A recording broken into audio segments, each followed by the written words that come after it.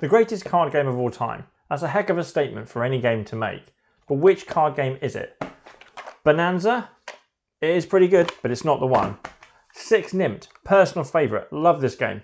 It's not trying to say that about itself. Uno? Everyone knows it. Everyone plays it. Some people love it.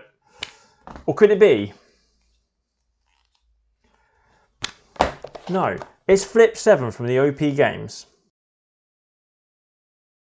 Flip 7 is a card game for 3 or more players. In it, you'll be drawing cards turn after turn, round after round, trying not to go bust each time and losing the points you could have scored. How do you score points? Easy. The number on the card is the points. This is 11 points. You keep drawing until you either decide to stick, blackjack style, or you go bust. How do you go bust? 11 and 5? Great. 11 and 11? Bad. If you draw the same number more than once, you're out. That's it. And you just keep playing round after round until somebody hits 200 points, and then that is the last round. Highest points is the winner. Super simple. Or is it? Flip 7 is a super simple card game to teach. It's basically blackjack. You are sticking or twisting, pushing your luck, trying to get those extra few points and hoping you don't go bust. The beauty of it comes from knowing how many cards are in that deck of each type, and that's just based on the number. So an 11, for example, super high scoring card, second highest card in the game, but there are 11 11s in that deck. So your chances of flipping another 11 over on your next turn, super high. What's super special about this game is that you do not shuffle that deck until it's completely run out. So if you can remember how many 11s you've seen, even roughly, you can start to judge your odds and you know when to push your luck. If you've seen a lot of these and it's getting towards the end of that deck, take a chance on it because you might not get another one, and that's good news.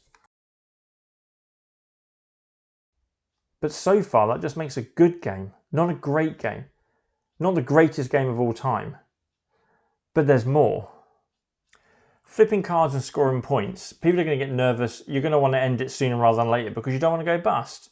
But there's an incentive to go further. The game's called Flip 7. If you can flip your 7th card, ends the round immediately, stops anybody else from scoring any more cards, and you get a bonus 15 points. That's pretty sweet. Then add into that, these little cards, they give you plus, plus, plus, or times 2 on your score. They don't count towards the 7, but this is fine. They are extra points and they are good for it. But there's something else even better. Hidden in the deck are 3 action cards, 3 copies of each, and these are the super secret sauce of Flip 7 that make it way more fun than it should be. First of all, there's second chance. This is like an extra life or a shield. You draw a number you've already got, cash this bad boy in, you're safe.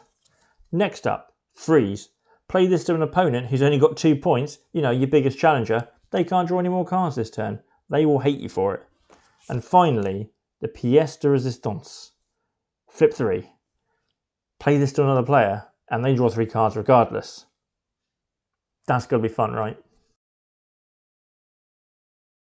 Of course, these action cards aren't all gravy. They come with negatives too. And those negatives are when they are forced to be played on yourself. A freeze card, for example. Just when you're on a hot streak, the only player left in the game, you're going to keep running till those 7 cards are flipped. Suddenly you draw a freeze card and you have to stop. You're done. Flip 3, brilliant. But again, if you're the only player not in there, you're playing it to yourself and you might have 6 of your cards ready to go. You just want 1 more and you are forced to flip 3 cards. More chances of getting double, right? And second chance. It's great for you as a shield, but you're only allowed 1 of those cards at a time.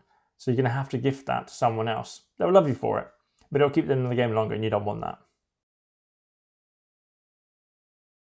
So yeah, I'll admit it. The action cards do a lot of the legwork in elevating this game towards its greatest card game of all time status that it so wants to have.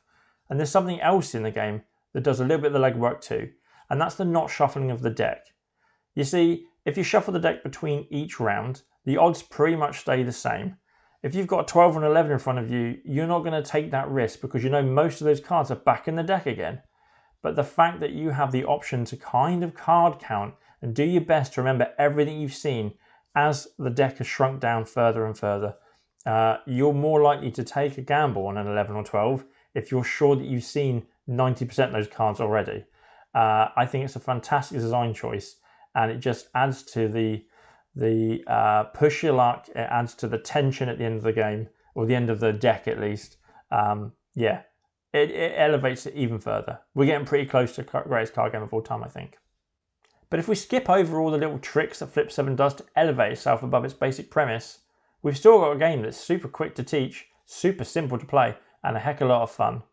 And the best part comes right at the end of the game. When a player crosses 200 points, that signifies that this is going to be the last round.